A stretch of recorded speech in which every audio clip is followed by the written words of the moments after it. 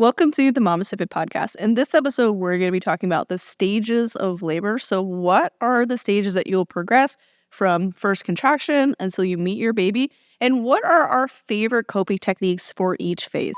Welcome to the MamasteFit Podcast. This is Gina, perinatal fitness trainer and birth doula. And I'm Roxanne, labor and delivery nurse and student midwife. And this is the MamasteFit Podcast, where we empower you on your prenatal fitness, birth, and postpartum return to fitness journey. Our podcast shares how to move throughout your pregnancy to stay strong and comfortable, because pain is not a requirement of pregnancy. Understand the science of birth and how to approach recovery after birth. We share our personal experience as mothers navigating this stage in our lives, plus our professional expertise as birth workers and fitness professionals. Our goal is to help you feel confident as you navigate the perinatal timeframe for an empowering pregnancy, positive birth, and postpartum journey. We are glad to have you with us on this journey and that you have chosen us to support you. Welcome to the MamasteFit Podcast. We're going to be talking all about the stages of labor, so what to expect along the labor timeline, which is a free 30-minute class that we do offer if you are looking for like a tiptoe into childbirth education. But we're also going to be breaking down what our favorite coping techniques are for each phase based on our own personal experience in addition to our professional experience, what we tend to find folks like during each phase, because it can be a little bit different, because I find it can be a little disappointing for somebody when they were anticipating they were going to use all of this counter pressure and then labor comes and they're like, don't touch me. So we're going to talk about different types of comfort measures that we find to be really helpful for folks at different phases of their birth. So let's start with the labor timeline. So the first phase of labor is the first stage of labor. This is where all the contractions are happening. So your cervix is dilating from whatever it is when labor begins until 10 centimeters whenever you begin pushing. So this is the first stage of labor.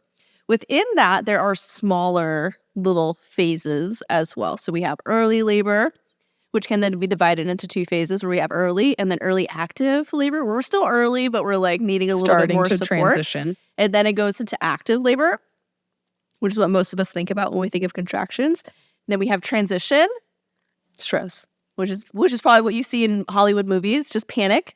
And then we move into the second stage of labor, which is pushing. So with the first stage of labor, it's important to understand that this can take a long time. I was at a birth recently where the mom looked at me and she's like, "This is really boring." And I was like, "Yeah, labor can be super boring." She's like, "Why do you do this all the time?" I'm like, "Because the very end is super fun." Yeah, the very end makes you forget about the whole beginning portion. Yeah, that makes it's all worth really fun, but sometimes it's a little long. And you're like, well, because early labor contractions, they can be every 2 minutes, but they can also be every 15, 30 minutes. It can take a long They time. have longer breaks in between the contractions. And then the contractions sometimes aren't even bad. Like you notice them, but you don't really need support through them. in early labor, the things that I would recommend focusing on is balancing rest with movement. So if it's 2 a.m., go to sleep. If you just woke up from a full night of sleep, get up and move. Like, you don't have to just keep lying there still just because you're in early labor. Because I also see that sometimes where it's like, don't move, just rest and restore. Like, no, I think get it's up like and move. emphasizing rest. So like thinking about rest and how you're feeling. Like if you feel slightly tired, go rest, go lay down.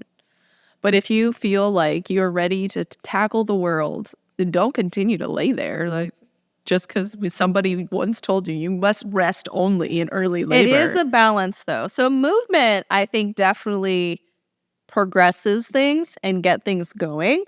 But you don't want to be so fatigued from early labor that you're exhausted when active labor comes. Because our uterus is a muscle and it does need to rest in order to function. So if I was running an ultra marathon or a marathon or even just a 5K, I'm not going to like sprint at the beginning.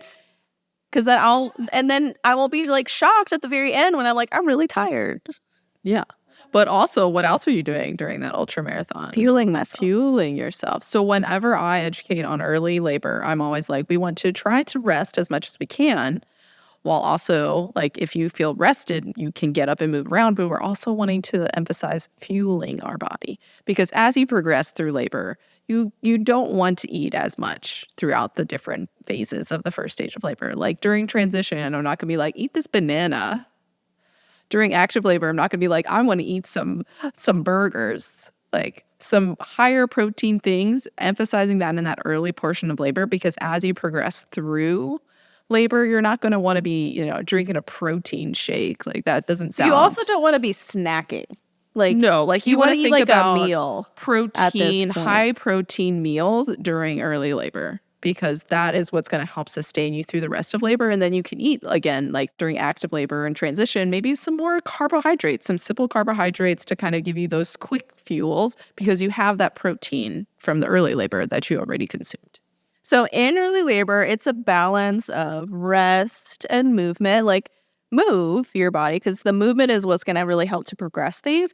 But we don't want to exhaust ourselves from movement either. And so if it's the middle of the night, try to sleep if you can. If you can't, get up and move. If you feel rested, get up and move, and then maybe take a nap, and then get up and move, and then take a nap. And then emphasizing nourishment during this phase can be super beneficial. So eating a meal, because we don't know how long early labor is. And so you don't want to be like snacking, and then like 2 days later, active labor begins, and you're like, well, now I don't want to eat. So eat like meals as you can, like obviously like within reason. Hydrate is going to be really important as well. So move, rest, nourishment, hydration are kind of like the things. And just generally try to like distract yourself as best you can. Early labor can be quick. More likely it will be long.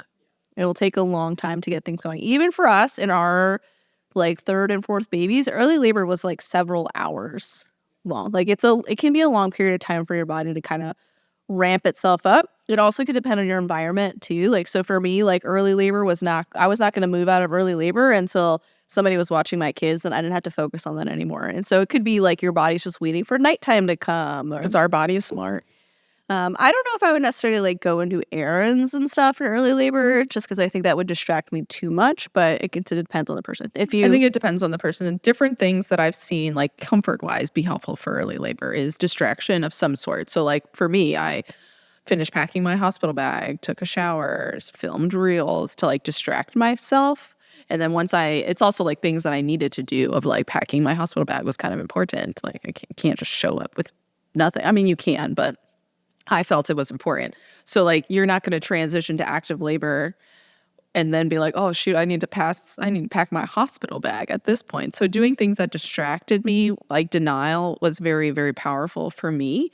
But I start early labor in the middle of the night. So I found different labor comfort techniques to kind of help distract me from the contractions so that I was able to just sleep through them to be helpful. So I really like the TENS unit in the middle of the night, because that helped distract me, and like where the contractions didn't even wake me up anymore.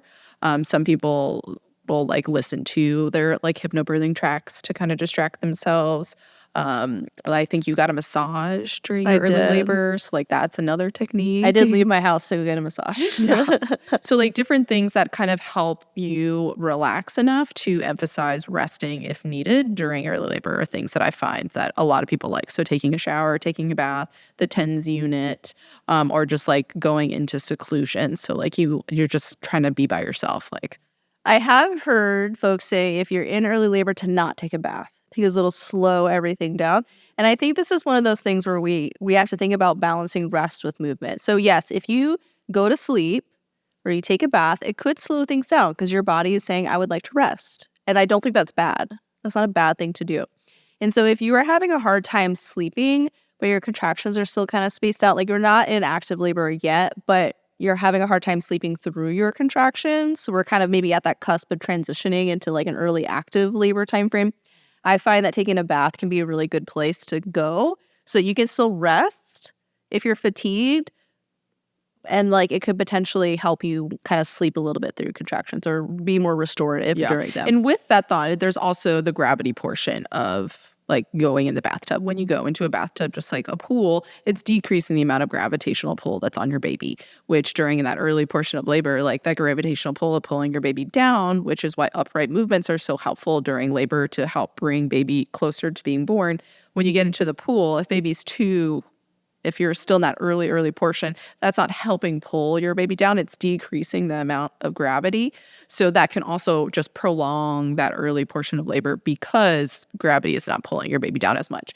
But again, if you're really tired, it's better to get into the tub to rest than for you to just continue doing other things. I do normally recommend, if you want hydrotherapy, say try the shower first if you're in that early active, to rest in the shower, because that's still having the gravitational pull and it's not taking away like the tub does. But it becomes a balance of like what you're wanting. It's like, not an all or a none. Like, yeah, like I'm not going to be like, no, you can't get in the tub, but like just balancing like, hey, let's try the shower first. If that's not enough for you, then we can get into the tub, because then that can maybe like give you enough time to kind of actually transition to that active. But again, if at the end of labor you're exhausted, where your labor is going to slow down versus like just getting a nap in the tub, like just take a nap in the tub.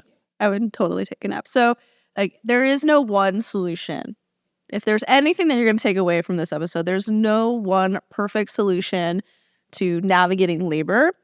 Early labor is balancing that rest with movement or nourishment. If you are fatigued, take a nap, sleep. If you're having a hard time sleeping, try some hydrotherapy. Like try a TENS unit while you're in bed. Like don't try it together, but take a shower or get into the tub, like lay down with the TENS unit. Implement some of these comfort measures to help you be more comfortable so that you can sleep as we transition into early active labor. And sometimes even like pharmaceuticals. So Tylenol, Benadryl is sometimes something that a lot of like even midwives will offer. If you have a very long early labor and you have not slept at all, like taking Tylenol and Benadryl or some sort of medication to help you fall asleep, you'll either wake up no longer in labor or you'll wake up in active labor.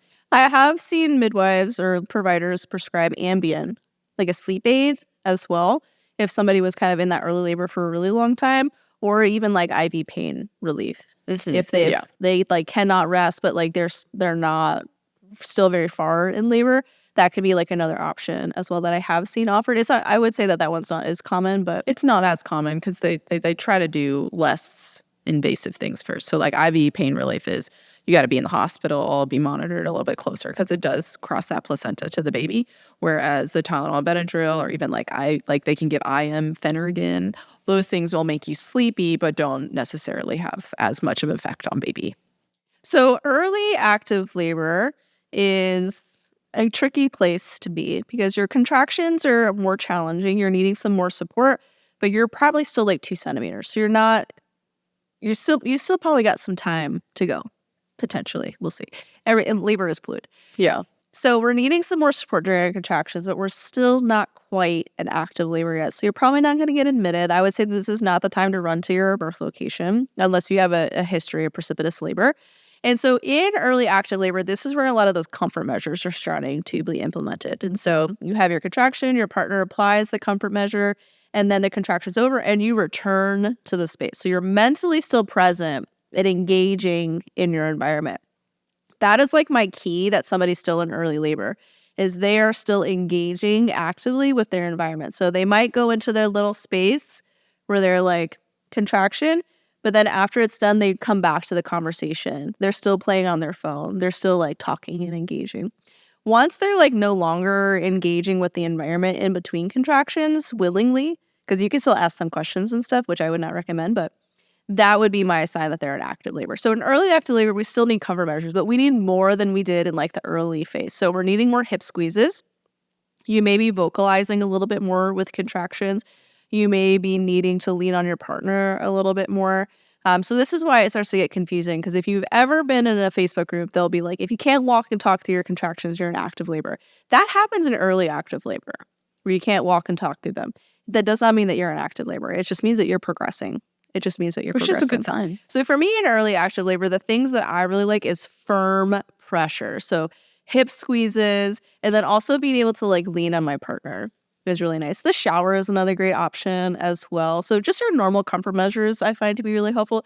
But at this phase of labor into active labor, I find like firm pressure to be like super helpful for me. You can start to use a TENS unit at this point as well. Some folks like to save comfort measures. Don't save the TENS. They're like, I'm going to save it for when I really need it because it'll be even better later. Just do it. Just use them. Just because I'll have folks that are like, I don't want to get in the shower until I really need it. No, just get in it. Enjoy it. It's not going to hurt your labor process. I promise you. It's not going to make it less enjoyable later. So you don't have to save comfort measures. You can even start exploring them a little bit more because you're like not quite in active labor yet. So you can kind of figure out like what works for you at a point where you're not quite as uncomfortable too. So you can kind of play around with counter pressure. You can play around with the TENS. You can figure out the shower. It's kind of like experiment time, potentially. And you also may realize that you don't like to be touched during labor, which can totally happen. And so in those instances where you do not want to be touched, what I typically find to be really helpful is like quiet. Like there's no chit-chatting, there's no tons of talking around that person. You're just kind of like physically present, but you're not like touching them. Maybe they just want to squeeze your hand, but just knowing that you're there is really helpful. And so as a partner, it can be kind of confusing when somebody is kind of in this early phase, kind of going into active labor where they do not want physical support to like, what do I do with my hands? Then like, I don't know the words of affirmation to say. Hydration, give them snacks, make sure they pee. Like those would be kind of like, okay, it's been 3 contractions, here's a sip of water. Okay, it's been an hour, take a bite of this banana. All right, it's been an hour, let's go to the bathroom. Or you want to get in the shower. So you can make recommendations for different labor positions. So this is kind of like combining active and early active labor. But those would be like my recommendations if someone does not want to be touched. What was your like faves during early active into active labor for comfort? Like personally, the TENS unit, number 1, until I was at a place that I could get into the tub. The tub and the shower were my 2 favorites with the TENS unit. I like hip squeezes, but I think that I like them more like as I get into more active because that's when my back pain's a little bit worse. And I like emphasizing the TENS unit in early active labor because I know that it'll like kind of expound on each other and build and be beneficial in the long run. But I love hip squeezes, but I just, that TENS unit was my favorite. I really like the TENS unit. And like, I really like just someone holding my hand. Yeah, for me, like holding hands is kind of like that physical support. But it's like a firm that I need hold. where like I'm not gonna float away. Yeah, like, it's just like a firm hand hold. Not like, oh, I'm holding your hand, but like I don't really want to touch you. Like a firm hold. As I move into active labor, definitely like hip squeezes, hands down, do not let go, do not go. Like my husband could not be like more than arm's length away from me. He tried to go to the bathroom and like eat a snack. Once I shift into active labor, I'm like, no, sir. Every contraction, you got to be here. You got to be here. So for partners, prenatal preparation, hip squeezes are fatiguing, physically fatiguing, chest exercises. My whole like last trimester, my husband was like bench pressing every day because he's like, last time the hip squeezes were a lot. And so he was like training. Immediate to murder. We will murder you. Do not say that again. So for me, like the firm pressure was like super helpful, but then hydrotherapy, hands down, game changer. I mean, I've done it before, but like it was really, really nice this last labor. So like I just alternated between like the birth pool or the tub and the shower. And I was just kind of like hopping back between the two. And then as I was doing that, I was like, how does anybody give birth without any sort of tub or shower? Like this is impossible to not do with these things. But for me, like the warmth of the tub just like helped relieve so much like tension. But I needed to hold on to somebody. If I couldn't just be in the tub by myself because I felt like I was floating away, like I had to like physically hold on to someone to feel like grounded in it. And then the shower was like nice. I would put it onto like either my belly or my back and I would kind of like lift my belly up, or I would like shift into each hip as like the water was kind of running on me, and I would just alternate between the two. And if I was not in either of those, hip squeezes. If I was in the tub, hip squeezes too. So, yeah. I really liked jiggles when jiggling. That was more for later for me. Like towards. I just loved it the entire time. I felt like my butt was so tight, like just clenching at all points, that I wish I would have asked for jiggles earlier. Yeah. Some folks want like very gentle pressure and jiggling. Some folks want, I was like vigorous, firm pressure, vigorous jiggling. And so communication can be key when it comes to counter pressure techniques or massage techniques or jiggling techniques, is communicating like, I want more, I want less. And this is where like that early active labor experimenting can be really helpful too, to figure out what type of tension and stuff that I want. Because for some folks, if you jiggle too vigorously, they clench and they feel like unstable for some reason, and they'll kind of like fight it. For other folks, the vigorous jiggling feels really good. And so, yeah, it really can vary from person to person. So explore it in that early active labor. For me, the jiggling I enjoyed much more when I was getting near transition. And so with transition, what is happening is we have a flood of stress hormones that are being released within our body. Think about it like pushing pre-workout. We need to be a little bit amped up for the intensity of pushing. Like, it's a very physically intense thing that we need to do. We need to push a human out of our body. This also is going to hype our baby up too, who needs to transition from inside life to outside life. Like, they have a lot to of things to do. Breathe on their own, manage their own body temperature, regulate their blood sugars. Like, do there's a lot of things that their we're like, circulatory system is changing rapidly. like, there's a lot of things that we want them to do in a very short period of time. Like, within a minute, we want them to do all this stuff. And so we need them to be a little bit amped up as well. So it's kind of like starting your workout with some like a scoop of pre-workout versus like slowly warming up for your workout to hype yourself up. We want you to be like dry scooping pre-workout, like when you're bored kind of thing. So that's what all these stress hormones are doing. They're hyping you up and they're hyping your baby up. But depending on how you respond, also can be very stressful because they're stress hormones. So typically what I see during transition is folks will be like, I don't know. I don't think I could do this anymore. This is never going to end. Like, very overwhelming. One of those things. I usually start sobbing. Loss of confidence, asking for help. Like, you just want this to end. I'm usually like, help me. As I like sob. Gina asks for help. Yeah, every time. It's a very vulnerable place to be. It's very vulnerable. But there's a spectrum where like there is the more chaotic side. So some people will be very chaotic. I always reference the Knocked Up scene where she's just screaming at everyone. Like, some people are more chaotic. And then there's the other spectrum where you're just like, I'm going to have my baby right now. My baby's going to be born soon. You should call the doctor. I'm going to start pushing soon. Like that. And I like people always are like, no. And then no one's like that. And I'm like, there are people like literally had someone walk into triage, completely dilated, +2 station, stare at me and be like, you should get a room ready. I'm going to have a baby soon. And I was like, oh, I'm going to believe you because I had a client that tried so to leave. She was like, I'm leaving. And I'm like, where are you going to go? You're still going to be in labor wherever you go. She's like, I'm done. I'm leaving. And I'm like, you can't. I mean, you could go. I'm going to let you go, but you're not going to go anywhere. You're going to have your baby in the hallway instead. She's like, fine. Yeah.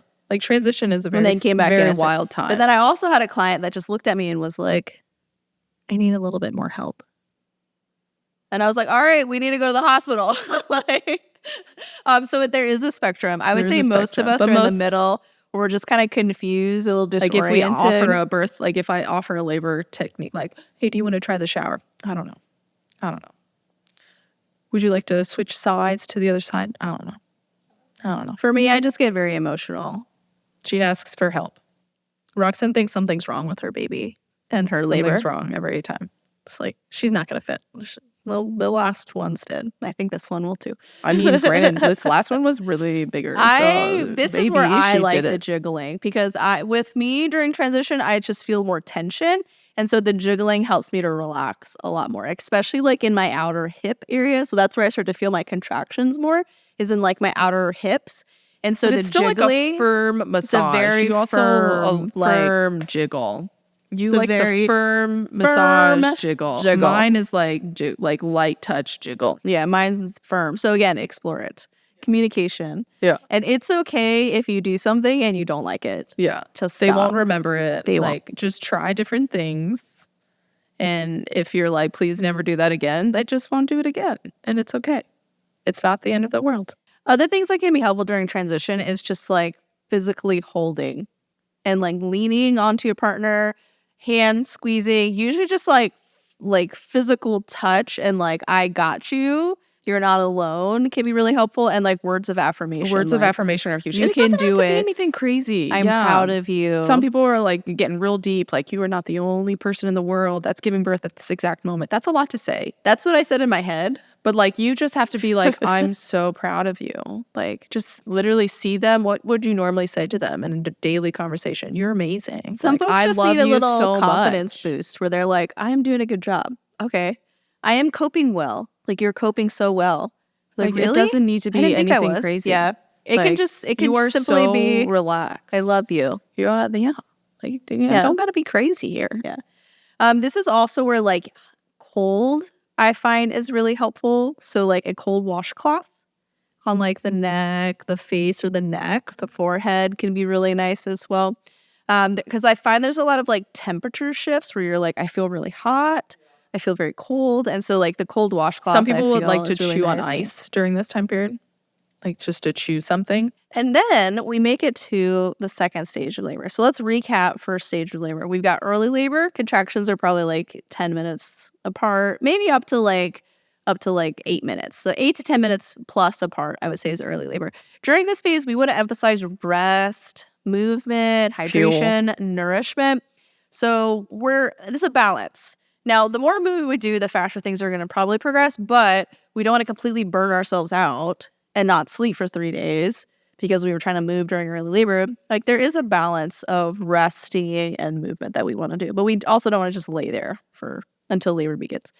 Then we're going to move into early active labor. And this is where we're probably going to start needing some of those comfort measures. So those hip squeezes, the TENS, the shower, the tub, start exploring them. Because during this time, the contractions are, I would say like 70%, 70 to 80%. Like you need some help, but they're not like full-blown contraction strength yet. And so you can kind of explore and experiment with different comfort measures during this point to see what type of pressure that you like, what type of jiggling that you like. Do you like the shower? Do you like the tub? And so we explore to figure out what it is that you are enjoying. The key difference between early labor and active labor is your mindset. So are you mentally present and engaging within your space, or are you kind of in your own little world? If you are still actively engaging with your space, you are most likely still in like an early labor phase. If you are in your own little world, vocalizing, like eyes are closed, like not speaking to anybody, you're probably in active labor at that point. It's a very distinct temperament shift that happens, but the transition to it can be very subtle. So if you're noticing that your partner is like eyes closed, like no longer speaking, they're probably in active labor. And if you need to get to your birth location, this can be a good time to go. As we move into active labor, this is where we're definitely going to need those comfort measures. So hydrotherapy, firm pressure, maybe softer pressure, the jiggling, like physical touch and comfort can all be really beneficial to do, and explore it. Learn what your options are. Like practice during pregnancy. You don't have to wait to implement a comfort measure until labor begins. You can explore them during pregnancy. When it comes to transition, this is usually where like firmer, like more constant pressure can be very helpful. So like physically holding your partner, maybe hip squeezes. I personally preferred very vigorous jiggling at this point. And lots of words of affirmation. This is usually a point where folks start doubting themselves, feeling like more like anxious or like confused. And this can also happen with an epidural as well. You don't have to be unmedicated to go through transition. I do find that it's less likely for you to experience a very overwhelming transition unless you're progressing pretty quickly. But with transition, even with an epidural, you will still feel some physical sensations where you're still having that release in stress hormones, but it's not as bad like mentally, I find. It's more your body is uncontrollably shaking. You're starting to feel nauseous, or you're starting to feel that increased pressure. Now, when it comes to the second stage of labor, this is pushing. And now pushing can be like 2 pushes. It can be like 4 hours. So there's a range within pushing as well. Typically the things that I find to be helpful with like coping during pushing is to just mentally tell yourself that it's going to take 3 hours. Just say, I'm going to push for 3 hours. And just mentally tell yourself that, and then just be pleasantly surprised when it's less. Because it will most likely be less, but if you are already ready for it to be super long, mentally, it's just, you can cope with it so much better. And you have to remember that it's not just like 3 straight hours of pushing. It's like you push for a minute, you rest for anywhere from 2 to 5 minutes. And then you push for a minute, and then you rest for 2 to 5 minutes. And so you might only push like 10 times in an hour. And so like that's not that many times in an hour. So if you think about that over 3 hours, it's 30 pushes. That's not that bad. But hopefully it's less than that. Hopefully we only push 10 times. Your baby is born. Maybe even less than that. And so when it comes to pushing, like being able to physically support your partner's legs, physically support them in comfort positions, like the cold washcloths, hydration can be really helpful at this point as well. You can give feedback based on like how they are pushing. Do you see more of baby's head when they push? Maybe you can ask for a mirror. You can help them like touch baby's head. You could ask the nurse or the midwife to give feedback like either internally or externally so that your partner knows like they're doing a good job. Now, if your partner's just doing their own thing, so the person that is giving birth is just doing you, just say, good job. You're doing amazing. Like that just be physically there. So for me, I was just like clawing onto my husband's arms and hands for the physical support of pushing. While Roxanne was actually very helpful with telling me to relax. She's like, take a deep breath.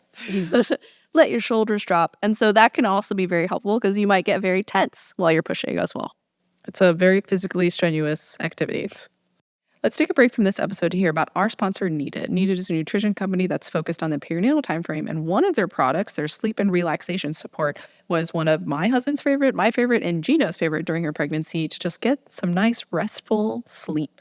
So I used their sleep and relaxation support during this last pregnancy where I was having more issues with insomnia. So I was having a harder time getting a good night of sleep. And even postpartum, I've been utilizing it because I have a baby who impacts my sleep.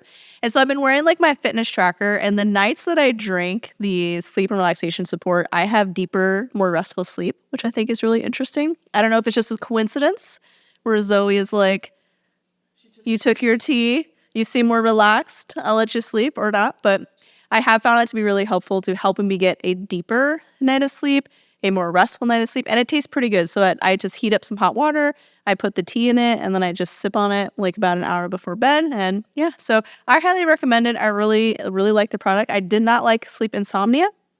And so we like sleep and relaxation support. The opposite of that. We want support for our sleep. So if you want to try out the sleep and relaxation support or any of the other products Needed offer, go to thisisneeded.com and use code MamastePod to get 20% off your first order. Well, for the first, with pushing for me, the first time it was just like having somebody there to like hold on to was definitely helpful for pushing, but also like in the car ride, just having someone to be like, just take a deep breath, like don't push, maybe just breathe through them until we arrive at the hospital was helpful. With Colin, I think just having like different movement ideas while I was pushing was helpful from the midwives, but I really just needed somebody to like hold my hand a lot of the time. I really just liked holding hands for all 3 births.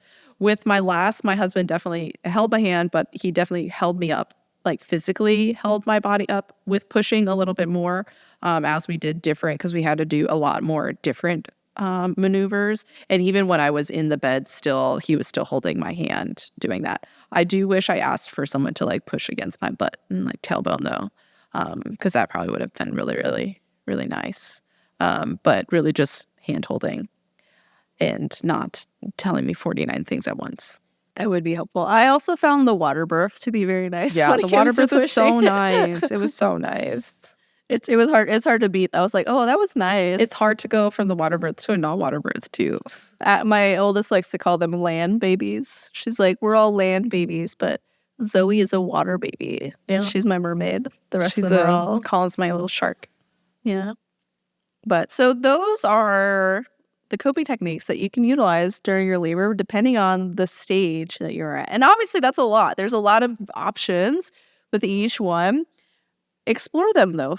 Like have a list of different things that you want to utilize. So during pregnancy, I actually had like a bin that I created that was like my labor comfort bin. I had a TENS unit in it. I had a birth comb in it where you like squeeze those. I had like little massage tools, massage oil. I had a heating pad because that was really nice for early labor. I forgot to include that. Heat was like super nice on my lower belly during early labor. I had washcloths in there.